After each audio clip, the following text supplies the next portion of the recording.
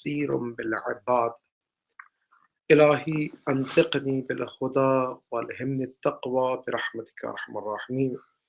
قال مولانا أمير المؤمنين روحي وأرواح العالمين لمقدم الفدا. بسم الله الرحمن الرحيم.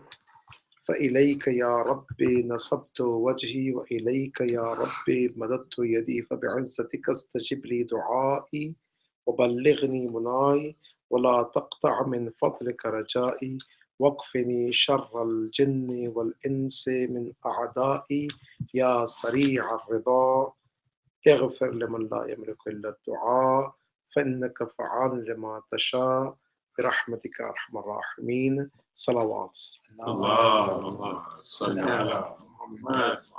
Alhamdulillah, may Allah subhanahu wa ta'ala bless us the blessings and bounties and mercies of this great month of Dhul Qadat al-Haram, and include us among the Hujjaj, those who are about to leave or those who already left to Mecca or they're on the way to Mecca. May Allah subhanahu wa ta'ala give us strength to perform our duties and responsibilities. Inshallah, month of Dhul Qa'dah, the 11th Islamic month, is a month of journey to Allah subhanahu wa ta'ala. Inshallah, all of us, we can have a spiritual journey towards Mecca and Kaaba, so we can be included among those who visited the Arsh of Allah subhanahu wa ta'ala and those who included among the Muqarrabeen, so close to Allah subhanahu wa ta'ala, inshallah. The topic is Dua Kumail, supplication of Kumail bin Ziyad, which is taught by our beloved Imam Amir al-Mu'mineen, and we are in the last phases of this dua.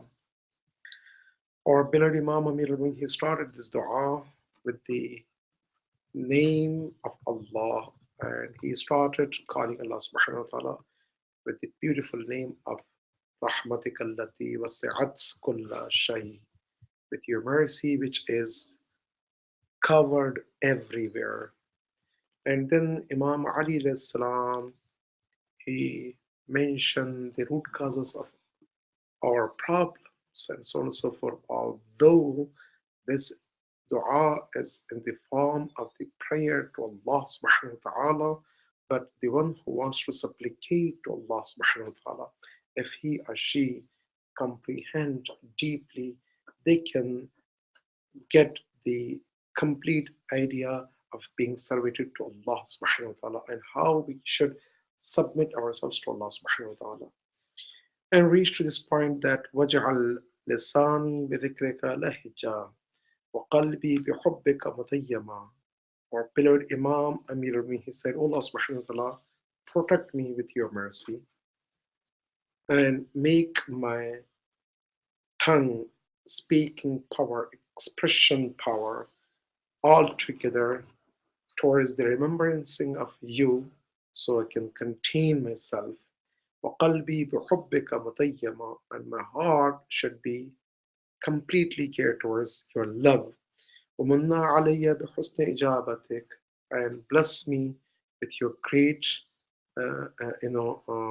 favor, my du'as, my prayers, my call. وَقِلْنِي عَثْرَتِي وَغْفِرْ زَلَّتِي, and remove from me all the darknesses and problems and forgive me my mistakes. فَإِنَّكَ قَضَيْتَ عَلَى عِبَادِكَ, you are the one who promised to your servants that you will grant their prayers that they call. وَأَمَرْتُهُمْ بِدُعَائِكَ, not only you promise, you indeed order to your servants to call upon him when they need it.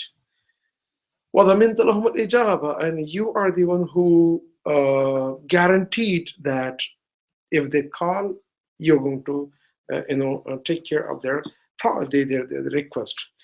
So here Imam says, فَإِلَيْكَ, said, therefore, because it's your call and you order me and you promise me, I want to beseech, I want to call, I want to insist. What فَإِلَيْكَ ya fa here is the result of what you commanded. Therefore, إليك يا ربي نصبت وجهي. I want to turn my face towards you. As we talked and discussed last week, turning face, it means once I go to you and I say I came to you with my wajh, it means my wujud, my myself. So looking to the person, and once he or she come to you and he or he's begging to you, that's a lot. So nasabtu waji, meaning that I want to give myself towards you, O Allah subhanahu wa ta'ala. Plus me. فَإِلَيْكَ يَا رَبِّ نَصَبْتُ وَجْهِي وَإِلَيْكَ يَا رَبِّ مَدَدْتُ يَدِي. I want to extend my hands towards you. We talked and discussed last night. What is the meaning of extension of our hands towards Allah subhanahu wa ta'ala? It's a symbolic move because the yadi, the hand, is a symbolic, meaning the power of insan. So all what I have a power is extending towards you, and I want to beg. When we say Yadullah fawqa aydihim, the hand of Allah subhanahu wa ta'ala is, or your hand is not the physical, literal meaning of hand, figurative meaning. It means the power of Allah subhanahu wa ta'ala. Allah subhanahu wa ta'ala, whatever I have, all my power is my hand, which is I want to extend. It means I have the power of begging. I have a power of insisting. So Allah subhanahu wa ta'ala came to you to beg from you. فَبِعِزَّتِكَ اسْتَجِبْ لِي دُعَائِي. From here, Imam, he wants to take off one more station closer to Allah subhanahu wa ta'ala. فَبِعِزَّتِكَ اسْتَجِبْ لِي دُعَائِي. Allah subhanahu wa ta'ala, you said all that with your dignity, with your izzats, with your greatness, with your majesty. اسْتَجِبْ لِي دُعَائِي. Grant my du'as. What is the dua of Amir al-Mu'mineen? Here you can see in the phrases which our Imam explained, we can understand. وَبَلِّغْنِي مُنَاي. بَلِّغْنِي, Allah subhanahu wa ta'ala, take me to that point. What is that point? Munai, my ultimate wishes. What is the wishes of a servant? All of us want to have an eternal life. Brothers, sisters, all of us want to understand that we love ourselves dearly. No one can say that I hate myself. Even sometimes when you say I hate myself, it means because I made some mistakes, I put down myself, I was not able to achieve so on and so forth. That's why I hate. It means I hate my mistakes. When I say I hate myself, I hate my mistakes, errors, shortcomings, losing some good things, and so on and so forth. So all of us. And the more you know about yourself, you love yourself.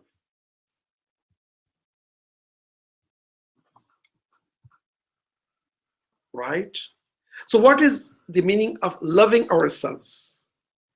When I love my son, my daughter, I want to see that they grown up and they reach to a good point that they're standing with themselves and they're successful mankind.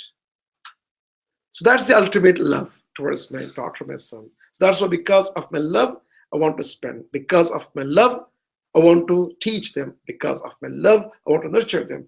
Because of my love, I want to spend my life, and so on and so forth. And once they reach to a point that I'm satisfied with them, it means, alhamdulillah, that's the ultimate love. And I'm happy that I love someone, and I can see the result of my contributions of love towards them.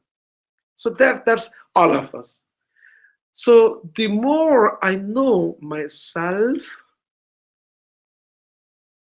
because of love of myself, I don't want to put myself in danger. If a mother who takes care of her baby She knows that sometimes she has to be harsh. That's the absolute love. Why? Because if she's not careful, if she's not harsh sometimes to nurture, to teach, to give the right direction, you don't have a silly, spoiled, useless, without any direction, just because of the love of mommy and mommy babies. You don't want to have that type of spoiled children. So sometimes if mother does that because she doesn't know what is the meaning of love towards the children. So if she's smart, she knows that. So the same thing about ourselves. Imam Ali alayhi salam also, he loves himself. Because he loves himself, he wants to take himself to the highest point. What Quran says, among the people, some of you are reaching to the point that you want to have a good trading with Allah subhanahu wa ta'ala. You want to sacrifice yourself in order to achieve the pleasure of Allah subhanahu wa ta'ala. That's the ultimate love of an insan, because Imam Ali, he knows what is the value of himself. وَبَلِّغْنِي مُنَاي. Allah subhanahu wa ta'ala, I know myself. My highest wish or arzu or tamanna or my desire is to reach to the maqam of muqarrabeen. It means I want to reach to the fana. We have fana fillah. You need to dissolve in Allah subhanahu wa ta'ala. What is it dissolving? It's not that you want to destroy yourself. No. For example, if a drop of the rain, when it's coming down, if it falls somewhere in desert, wipes out nothing. But if it reached to the ocean, it's going to be part of the ocean. So once that drop become part of the ocean, it's going to be eternal life. It's going to be there. So that's a dissolving in a bigger cause. So fana fillah, reaching to Allah subhanahu wa ta'ala. That's the point. وَبَلِّغْنِي مُنَاي. Allah subhanahu wa ta'ala, take me so I can reach the highest point of my munah, which is izzat. Inshallah, those who go to Hajj and those who will perform the Hajj, once they go to the Mina is for munah. Munah, what's the munah? Munah. So first, you wear the ihram, you enter the Hajj, Baitul al-Haram, Kaaba, you do tawaf, and after you finish your tawaf and sa'i and taqsir and everything, you're going to come out of the ihram. And again, in order to perform the Hajj, you wear the ihram and you go where first? To Arafat. So you can understand the complete essence of yourself, all this creation and majesty of Allah subhanahu wa ta'ala, ma'rifat of Allah subhanahu wa ta'ala. Once you acquire the knowledge and ma'rifat, you go to Mash'ar. Mash'ar is a place of what? Shu'ur, complete recognition, awareness.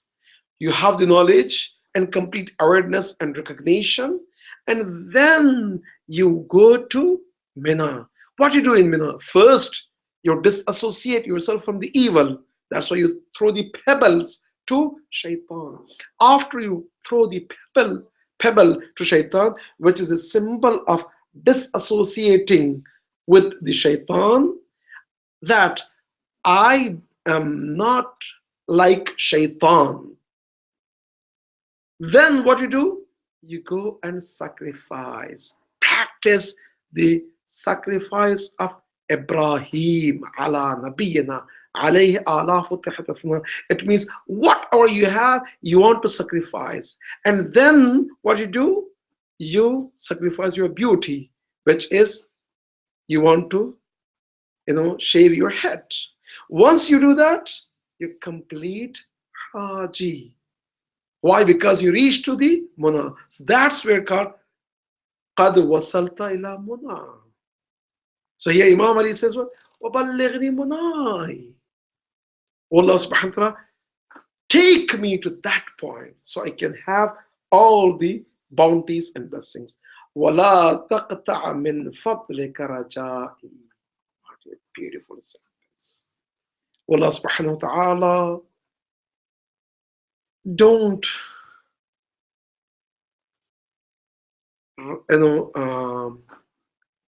turn away me with my wishes. وَلَا تَقْطَعَ مِنْ رَجَائِي. Allah subhanahu wa ta'ala, I don't want to, lose my hope on you. I don't. Because all my asset is the hope on you. Yes. When you said don't turn me away with my wishes, is that meaning you grant me my wishes and send me off? Or is it send me off without giving me my wishes? I didn't quite I understand. don't want to go away from you. Once I'm with Allah subhanahu wa ta'ala, I have everything. Okay. That's the point. I see. Don't turn me away. Take me. Mm. Once Allah subhanahu wa ta'ala accepted me, I have everything. So this is a beautiful hadith from our beloved Imam Amir al-Bawni. He says that some people, they worship to Allah subhanahu wa ta'ala, the greed of achieving some paradise and ranks in the Jannah. Some people, they worship Allah subhanahu wa ta'ala, fear of entering into the hellfire. So the first type of people, Rahbaniyin, they don't want to have anything with the dunya. They're just thinking for the behesht. Second type of people, they have the dunya, but they're cautious, just they don't want to enter the hellfire. And Imam said, both of them, the loser. Why? That's not what Allah subhanahu wa ta'ala wants.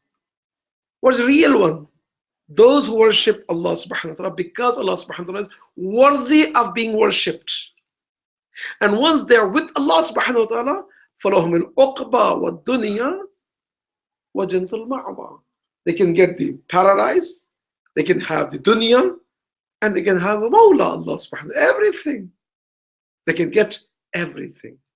Why? Because they see Allah subhanahu wa ta'ala as worthy of being worshipped. So I want to worship Allah subhanahu wa ta'ala. And Allah subhanahu wa ta'ala will grant me the dunya, uqba, everything. The point here is, I don't want to I don't want to go away from Allah subhanahu wa ta'ala. Once I'm with Allah subhanahu wa ta'ala, I have a hope. Otherwise, if I'm away from Allah subhanahu wa ta'ala, I have no hope. وَلَا تَقْطَعْ مِنْ فَضْلِكَ رَجَائِي وَكْفِنِي شَرَّ الْجِنِّ وَالْإِنسِ مِنْ أَعْدَائِي. Allah subhanahu wa ta'ala, protect me from the evil of jinn and insan, human being and jinn, min a'da'i, among the human being and jinn, not all of them, those who are my enemies. Allahu Akbar.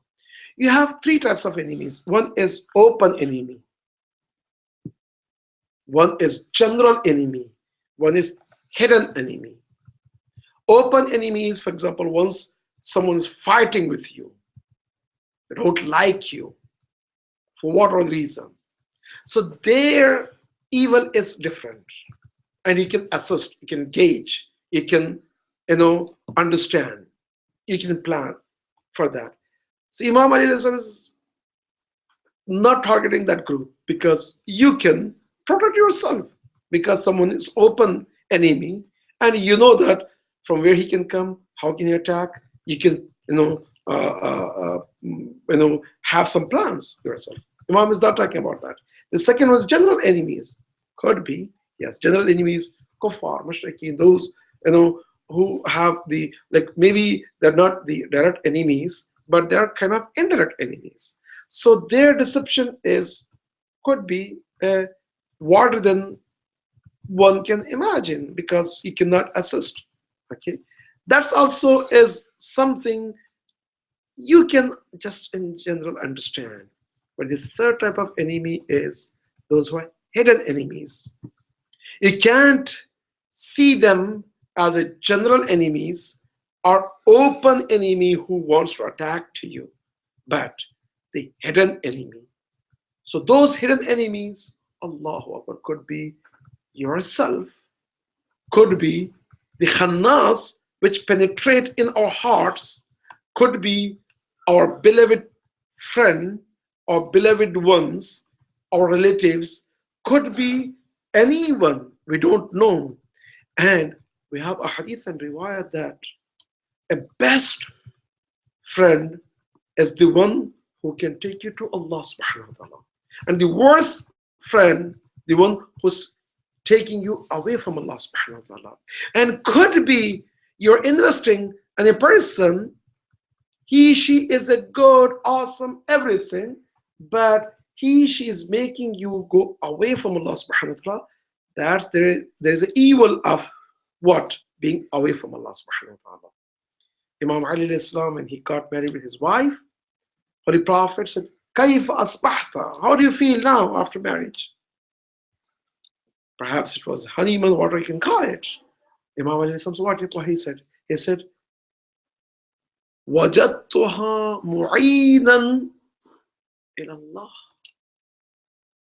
I find her the best helpers towards Allah subhanahu wa ta'ala.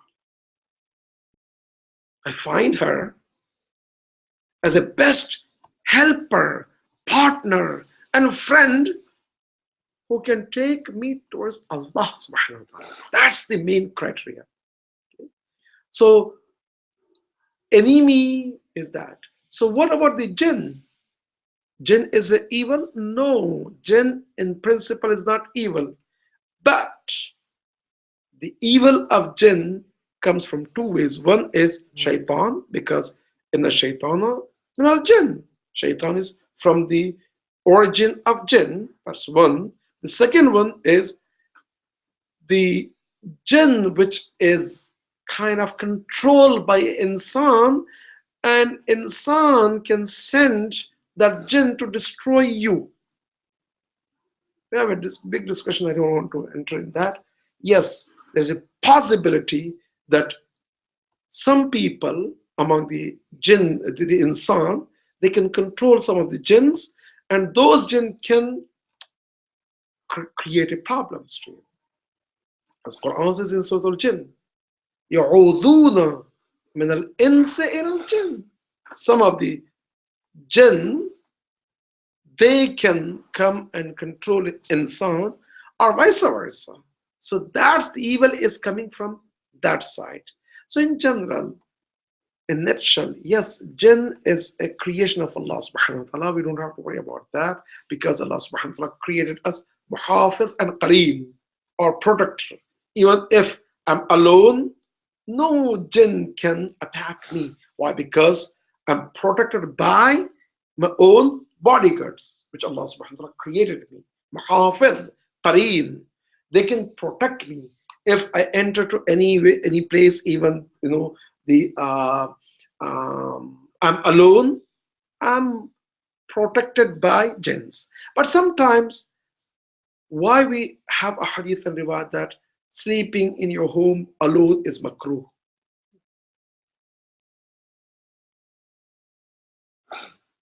Yes, makruh. But could be because of the fear of the jinn or whatever, all that. And could be some other reasons also. But we have a hadith and riwayat. If you're alone, you want to sleep, that's not a problem. You want to be, do what? Recite Ayatul Kursi. Recite Suratul Waqi'ah.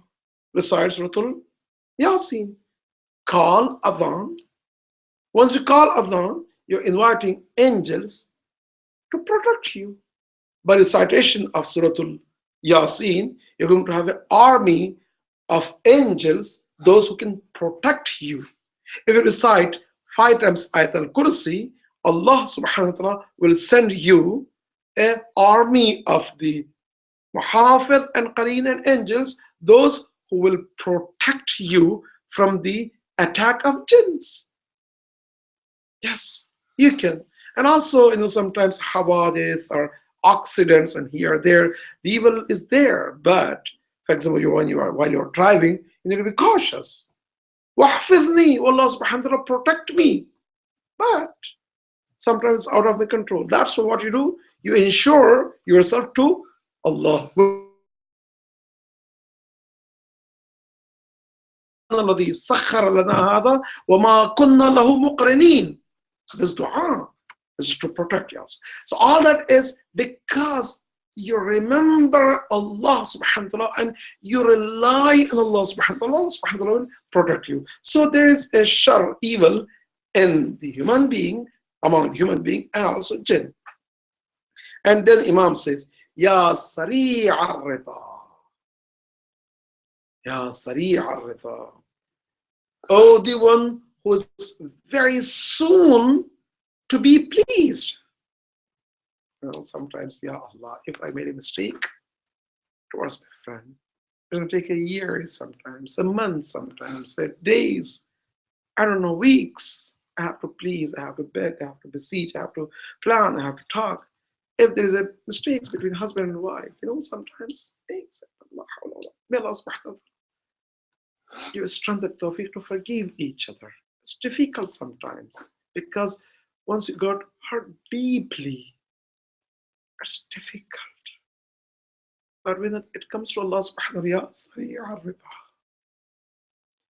it is very easy to be pleased. If you want to please Allah subhanahu wa ta'ala, it's very easy. Allah subhanahu wa ta'ala, how much we disobey Allah subhanahu wa ta'ala. Allah subhanahu wa ta'ala bestowed everything. Our beloved Imam Amir, he has a beautiful dua. Imam Hussein, in the day of Arafat, he supplicated to Allah, he praised to Allah subhanahu wa ta'ala, and introduced himself, Anna ladhi asaytu, Anna ladhi akhtatu, Anna ladhi, I was the one who disobeyed you, and I was the one who ran away from you. I was the one who did all these ugly things, all that. And then said, Oh Allah subhanahu wa ta'ala, what I know about you is you are the one who will be very easy to please. Anta ladhi await, Anta ladhi hadait, Anta ladhi a'tait. You give me everything. You blessed me. You bear with my evilness. Everything. MashaAllah. Ya Sari' al-Rida. اغفر لمن لا يملك إلا الدعاء. Now I'm at the peak of asking you. What I'm asking is اغفر لمن لا يملك إلا الدعاء. Forgive for the one who has nothing but asking. You're standing, you're begging. I have nothing but your hope. I came with my du'as. فَإِنَّكَ فَعَالُ لِمَا تَشَاءُ. You are in the state of doing whatever you can. فَعَالُ لِمَا تَشَاءُ. You can do whatever you want. Even if someone is not happy with me, you can change his heart. يا مقلب القلوب والأبصار يا مدبر الليل والنهار يا محول الحول والأحوال حول حالنا إلى أحسن. Allah subhanahu wa ta'ala, although sometimes I may disrespect others, but you are the one who protect me. And you can do whatever you want. Ya man ismuhu dawa wa dhikruhu shifa. I don't know if we have a time, we can finish this dua, or we can, because it's this dua, the last part of this dua is very important. We can maybe have this discussion next time, because I don't want to just finish in a couple of minutes. So I want to leave this the last the phrase of this dua from Ya man ismuhu dawa till La yu'allam.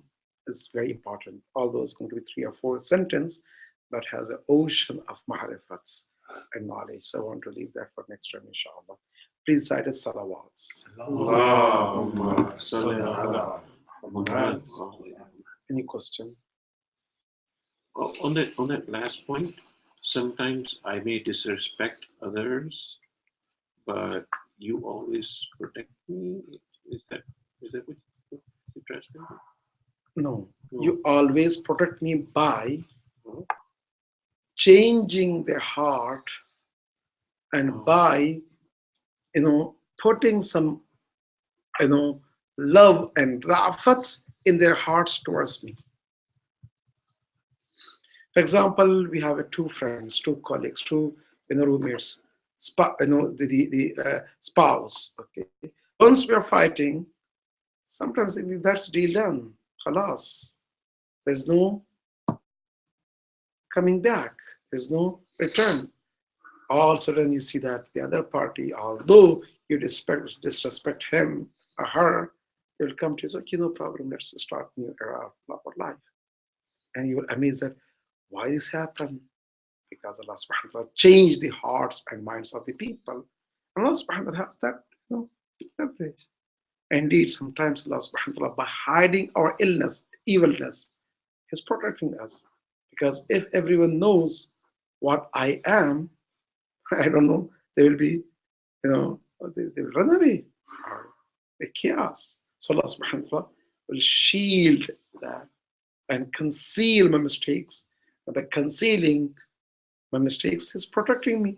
Otherwise, if everyone knows about the secrets of each other, our minds, our thoughts, our intentions, can you imagine that if you go to, for example, a company, a day of unveiling the intentions, what's going to happen? So everything from the top to bottom, from boss, colleagues, and your peers, it's going to be a big chaos. I mean, you're thinking like that towards me, you're straying because of this. I mean, la hawla wa la quwwata illa billah. So Allah subhanahu wa ta'ala conceal that. Although I'm not talking about the actual actions which we do, which we brag sometimes, which we, promote the ghaiba, tuhmat, or rumors, backbiting, and so on and so forth. That's I'm not talking about that, just intentions. So with that, you can understand that is a huge problem. Yes. Can you repeat that short dua that you just said again? يا مقلب القلوب والأبصار يا مدبر الليل والنهار يا محول الحول والأحوال حول حالنا إلى أحسن الحال. Thank you. So any other question? May Allah subhanahu wa ta'ala protect us from the evil of insan and jinn, and also protect us from our evil of ourselves, inshallah. Bismillah ar-Rahman ar-Rahim. Al-Asr inna al-insana lafi khusr illa alladhina amanu